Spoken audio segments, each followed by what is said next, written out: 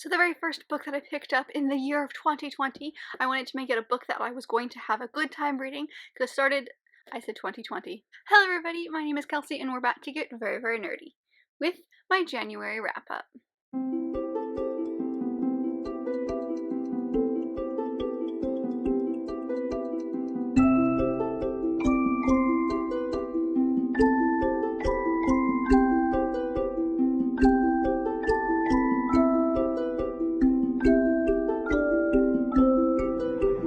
So in the month of January, I had a pretty decent reading month. I read 9 books.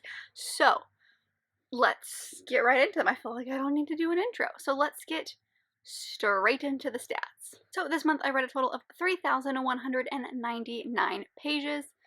So close to 3,200, and that was over 4 audiobooks, 1 physical book, 2 ebooks, and a new thing I'm tracking, which is mixed, and I had 2 of those. And this basically just means I did 2 of the above. Usually that is reading an audiobook or listening to an audiobook while I physically read or read an ebook, just doing 2 at the same time. And then as far as my age categories go, I had 6 adult books and 3 YA books. My genres were kind of a mixture. We had 1 historical fiction, 2 mystery, 3 fantasy, 1 nonfiction, 1 romance, and 1 graphic novel. And my star ratings were pretty normal for me. I had 2 3 stars, 4 4 stars, and 3 5 stars. So the first book that I picked up in the year of 2021, I wanted to make it a good book since I started off 2020 with a meh book. I think I did alright. And that was the first volume of Emma by Koru Mori. This one I ended up giving 4 stars to.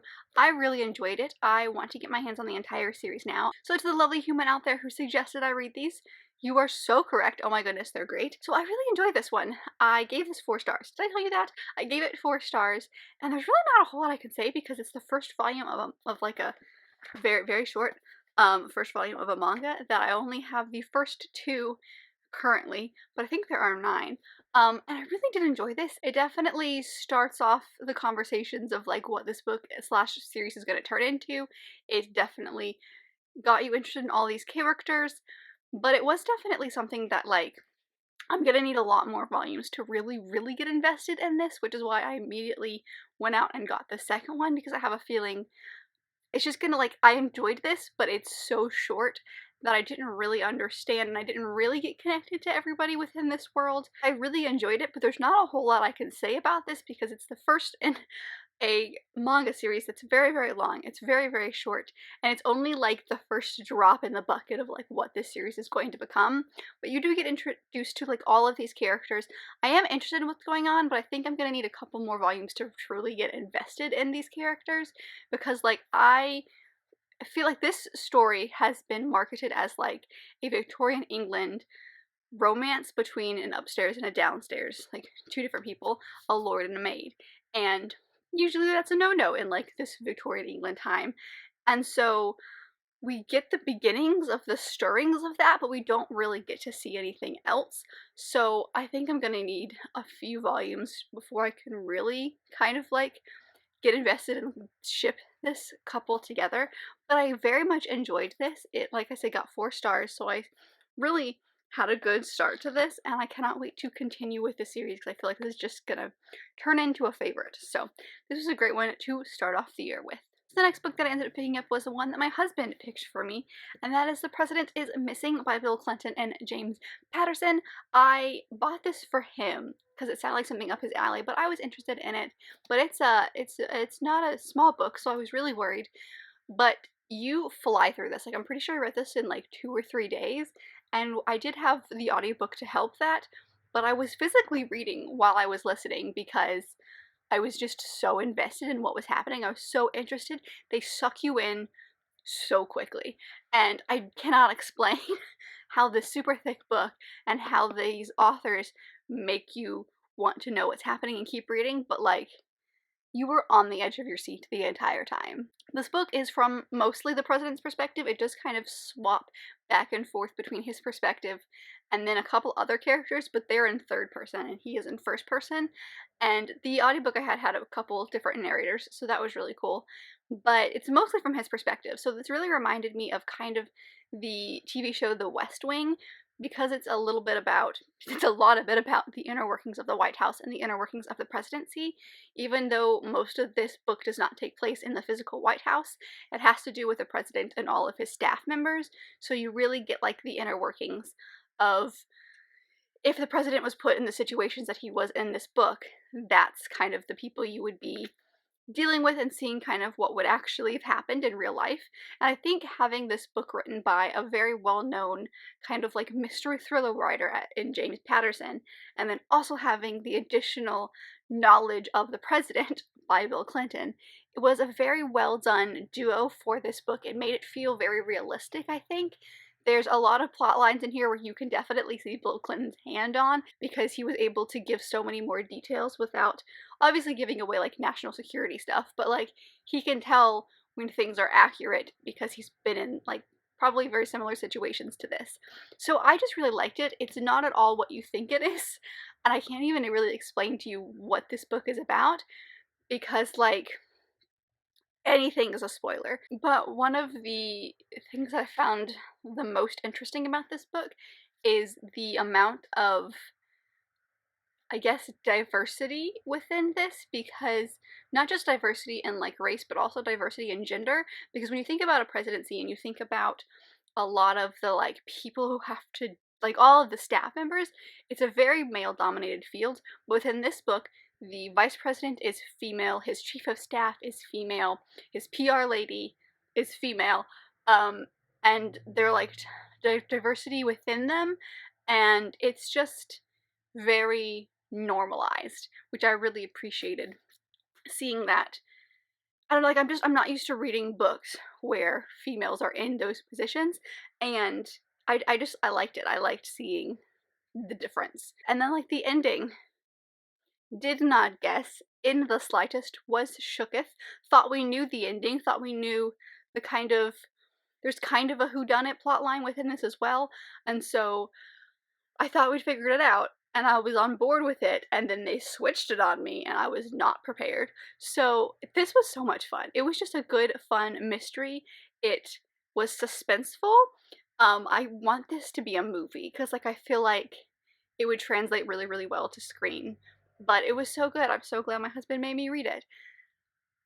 And I guess I shouldn't be scared of big books, is what I'm saying, because, ooh, top notch. Did I tell you I gave it 4.5 stars? I gave this book 4.5 stars. The next book that I ended up picking up was My Calamity Jane by the Lady Janies, which is Cynthia Hand, Brody Ashton, and Jody Meadows. I ended up giving this one 3.5 stars. It wasn't my favorite story. Honestly, like I didn't really care about anything that was happening within this story. It was a plot line that was not interesting to me, but I love these authors' writing that I would like do anything for them. So I stayed through and continued this book because the writing itself was hilarious. That was my favorite part of the entire book, was just their writing style, which is one of the things that captivated me when I first read the very first book within the series. But this one just, it didn't really work for me as well as the others. I'm so glad I read this. It definitely had its moments. I don't know the Wild West as well as some of the other books that they have written, so like where this was kind of like set and some of the callbacks to things that probably happened in the Wild West, I probably missed a ton of those because they layered those in the first 2 books, and those are time periods that I know really well, so I could pick up on those. This one, I'm sure I just missed a lot of things, but I still enjoyed my time reading it. Like, I don't feel bad that I read it. I don't regret that I read this book. It just wasn't my favorite of theirs, and I can't really pinpoint why, because, like, it wasn't outright that Wild West is not for me. Like, I was fine with the fact that we were in the Wild West. I didn't really think about that. I just don't think I felt connected to any of the characters within this book like I did with the first 2 in this companion series. So I think I don't know, there was some kind of disconnect between me and the characters and their actions, so like nothing that happened I felt particularly impactful about. There's a couple relationships within here that I really, really shipped, and that's probably part of the reason I kept reading, but yeah, this was not a flop, but it also wasn't as amazing as the others in this series, but I'm glad that I read this, and I cannot wait for their new book to come out in June, My Contrary Mary. So excited for that. The next book was the first 5-star of the entire year, and oh my goodness, you guys, it was so good. And that is Educated by Tara Westover. This is the nonfiction memoir that my dad picked out for me to read this month. This is actually his copy that he let me borrow. This is a very hard book to talk about because it's a memoir, so it's this woman's story. And that's a hard thing to write anyway, but I think for me, this is a hard book. It's about Tara's life as she grows up in a very, very, I don't even want to say conservative. It's like, how does she phrase it? Born to survivalists in the mountains of Idaho, she prepares for the end of the world by stockpiling home-canned peaches and sleeping with her head for the hills bag. So, like, that's the world that she lives in. Her parents, her father specifically, is very, very religious, and he just expects the end of the world to come at all times. So they are very like, we need to rely on ourselves and only ourselves. And there are little things like they didn't have a phone for many, many years because the dad all of a sudden decided that they didn't need to rely on the phone.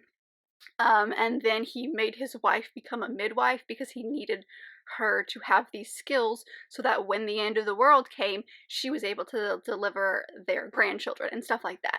So he's very, very controlling, and she was not allowed to go to school. She didn't have a birth certificate until she was 9, I think. They needed it for a specific reason, and that's the only reason that she got a birth certificate. And it was just like, it was a lot of that kind of stuff. So this follows her as she educates herself, basically, learns about the world, wants to go off to college, wants to go to school, all of these things.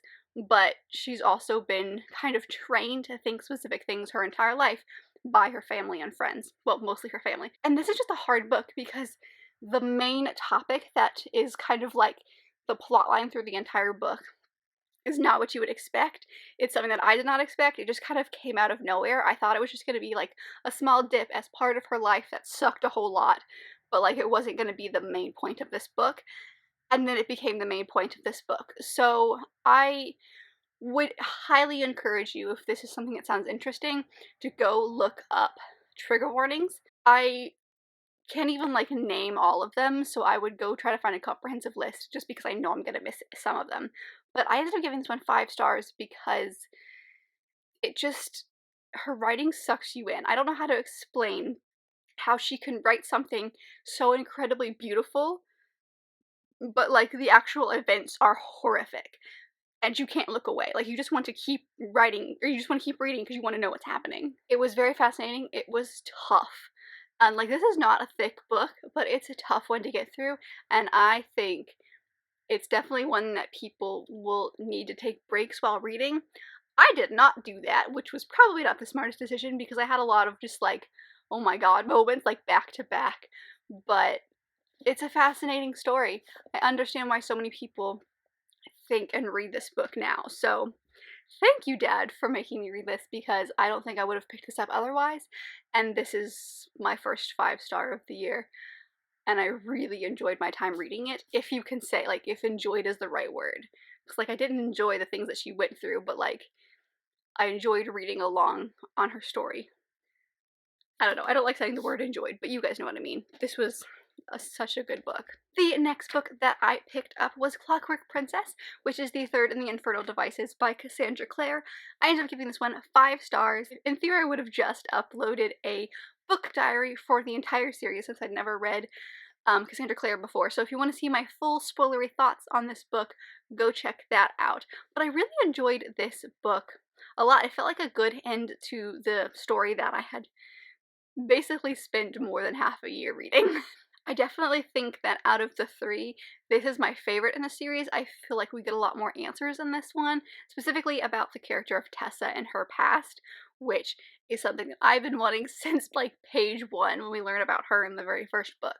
So really getting some answers was great. We don't get an answer to everything, but we get enough answers to make us feel like, okay, we're good. In the epilogue, there are some things that happened that are alluded to, and I had to double check with my friend who read the entire series that like that was something that would have happened in like the original 6 what is that one, City of Bones, I think, series, like the original one that she wrote.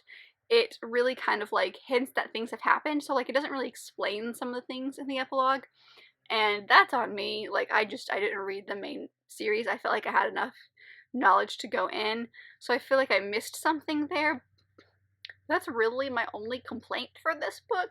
It ended in a way that I didn't expect. There was a lot of twists and turns that I didn't expect. There were some revelations near the end that I was, well, at the end, that I was like, I am sorry, what? That I was at first really iffy about, but then was okay after, like, really thinking about it. So, yeah, this is the series finale for this one, so it's hard to talk about. But I did enjoy it. I loved my time reading this series. I am really glad that I did, because it's set in a time period that I really enjoyed reading about, and about some characters that I really enjoyed reading about, and that's great. I loved it. The next book that I ended up picking up was a graphic novel that, like, I don't really have any explanation as to why I decided to pick it up, but I did. And that is Book Love by Debbie Tung. I ended up giving this one 4 stars.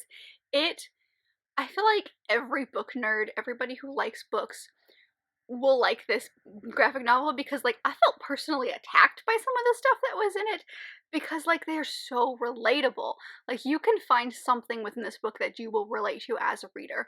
It's just a bunch of situations that this main character finds herself in. It's very much like one picture or just 1 or 2 frames that make a small story, and then you move on to the next one. It's very situational, so there's not really a whole lot to this book, but I've seen it around a lot, and I just wanted to finally give it a shot. So I did. I read it on Hoopla, and oh my goodness, it's just, if you like to read, which I assume you do since you're here, you will find something in this book that you enjoy. It's just, everything reader-ish is in this graphic novel, and I loved it. I gave it, what did I say, 4 stars? Yeah, I gave it 4 stars. It was fun. The art itself was really, really cute. I liked it. I liked it a lot. The next book that I ended up reading was an e-arc that I had of A Makeup Breakup by Lily Menon. This book came out on the 2nd of February, so it's for sure out by now if you want to read it. I do have a Goodreads review of it. If you want to know more details, I will leave that linked down below. I assumed this is like a pen name for her, because this is the author Zendaya Menon, who has done the Dimpleverse series. She did Of Curses and Kisses that came out last year, so she's done quite a lot in the YA genre, but this is her first step into adult, and I was very excited to get into it because I have loved everything that I've read by this author. Everything I've read by her, which is 2 or 3 books I think, has gotten 5 stars. So she's definitely one of my favorite, she's up there on the favorite authors lists, but I didn't know what to expect going into her first adult book. I knew it was going to be very, like, I was really curious to see how she was going to write some of the interactions, some of the more, like, sexual scenes, because with YA, she had that constraint, I guess you could say, of the younger audience, so she didn't want to give too much away. With adult, she's kind of, like, set free.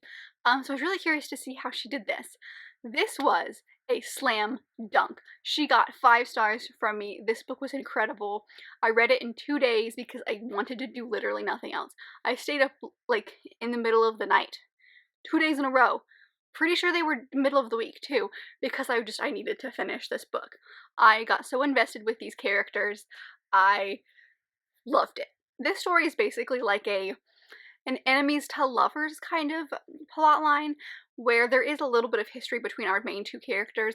They both have created specific apps for, one, our main character has created it for makeup, which is all about, like, getting couples back together, and our main male character has created Breakup, which is all about, like, breaking up with people. It's an app that breaks up with people for people. But there is a little bit of history between them, which I appreciate. I really like when in Hate to Love, which is one of my favorite tropes, they have some sort of history, so it doesn't just feel like they fall in love out of nowhere. It feels very realistic. It feels like there's feelings somewhere, and it's not just like, and all of a sudden now we're in love. Yay. They didn't have that here. It was very well done. Lily Menon can write tension like no one's business. Holy crap. It just was, I was on the edge of my seat the whole time, because, like, they would have all of these really cute moments, and then something would get in their way and you're like, oh my god, I can't. But it just made the story better. Okay? It was great. This is now just a gush about how I loved this book, but it's a fun contemporary story. There's a little bit more, like, harder topics underneath it, but it's really about these 2 people just trying to, like, get together and get over some of the issues they've had within their own lives and together. It was really good. I was perfection. It was gooey romance perfection. So the next book that I ended up reading was The Bear and the Nightingale by Catherine Arden. I ended up giving this one 3 stars. It felt kind of flat for me because I loved the writing. I thought the writing was incredibly beautiful. It was very atmospheric. It's set in a place that snows probably 10 months out of the year, so it's very cold, which is where that kind of like atmospheric feel sets in, and I really enjoyed that. But that's really about it. Like, I didn't feel connected to any of the characters, even like our main character who we're basically following the entire time, and I can't explain why it didn't work for me. Some of the things that I've heard about this book are things that I do not like in books, but those are not the reasons I didn't like it.